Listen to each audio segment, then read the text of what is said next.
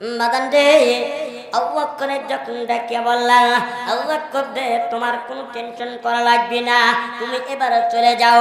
হযরত আবু বকর সিদ্দিক রাদিয়াল্লাহু তাআলা চলে গেলেন, এইবার বাড়িতে চলে গেলেন। বিবিকে ডাকে বলছে, স্বামী গো বলে কি এবার আমার আপনার নবী কি দাওয়াত কবুল করেছে? জি দাওয়াত তো কবুল করেছে। মায়ের নবী আসবে, কি দিয়ে খানা খাওয়াবো? তুমি একটা কাজ করো বলে কি বলে আমাদের কিছু টাকা দাও। আবু বকরের বিবি 500 খান টাকা, 1 দিরহাম টাকা দিয়ে দিলেন। এই 1 দিরহাম টাকা নিয়ে তুমি বাজারে চলে যাও। বাজারে গিয়ে কমসে কম আমার মায়ের নবী রে কষ্ট খাওয়াইতে পারবো না, একটু হলেও তো একটু মাছ ভাত খাওয়াইতে হবে। যেরকম সুবহানাল্লাহ।